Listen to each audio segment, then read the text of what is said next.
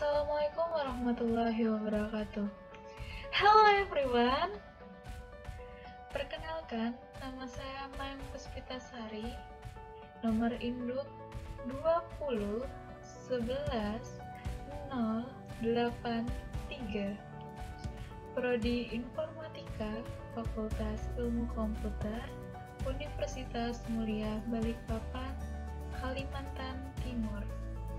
Dalam video kali ini, saya ingin membahas mengenai sistem analog dan digital, mata kuliah sistem digital. Dalam materi pembahasan kali ini akan ada 3 pembahasan. Yang pertama, pengertian sistem analog dan digital. Yang kedua, perbedaan sistem analog dan digital. Yang ketiga, beberapa contoh alat sistem analog dan digital. Oke, daripada lama-lama, mending kita langsung masuk ke dalam materinya. Check it out! Yang pertama ada pengertian sistem analog. Sistem analog adalah suatu bentuk dari komunikasi elektronik yang merupakan proses pengiriman informasi pada gelombang elektromagnetik dan bersifat berkelanjutan atau disebut juga dengan sinyal analog. Yang kedua ada pengertian dari sistem digital. Sistem digital adalah sistem yang berhubungan dengan input dan output dengan pengiriman data dari perangkat lunak pada komputer yang berupa kode-kode biner terdiri dari sistem bilangan dan manipulasi bit atau logika biner. Kita masuk pembahasan yang kedua, ke perbedaan sistem analog dan digital. Analog, yang pertama, bentuk sinyal sinus atau setengah lingkaran. Yang kedua, bersifat kontinu. Ketiga, perawatan sistem yang mahal. Keempat, memiliki kemungkinan error yang besar. Dan yang terakhir, kelima, pengolahan data rumit. Sedangkan digital, yang pertama, bentuk sinyal gelombang persegi atau kotak. Yang kedua, bersifat diskrit, 0 dan 1.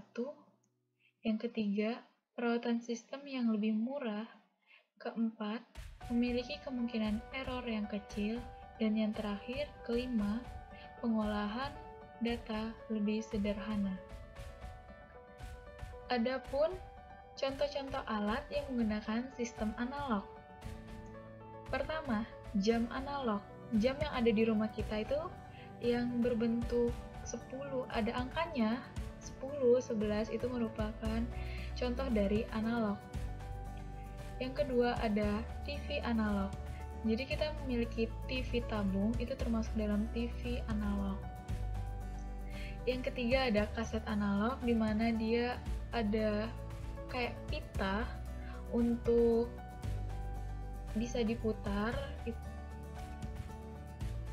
Ada yang keempat ada kamera analog. Serta yang terakhir adalah radio analog. Selain itu ada contoh alat yang menggunakan sistem digital. Yang pertama ada jam digital. Jadi jika kita memiliki jam yang ada lampunya yang langsung angka 10.30, 10.31 yang menunjukkan menitnya dengan tepat, itu biasanya disebut dengan jam digital. Yang kedua ada termometer, di mana masa pandemi ini kita sering melihat termometer digital yang kayak tembakan, tinggal kita tahu itu suhunya berapa. Dan yang ketiga ada MP3. Keempat, timbangan. Nah, timbangan ini bisa timbangan buah, yang biasa kita mau beli buah itu biasa kita timbang dulu. Dan yang kelima ada, jadi kalau kalian punya komputer di rumah itu termasuk dalam sistem digital. Oke, itu dia sedikit pembahasan mengenai sistem digital dan sistem analog. Terima kasih telah menontonnya. Dadah!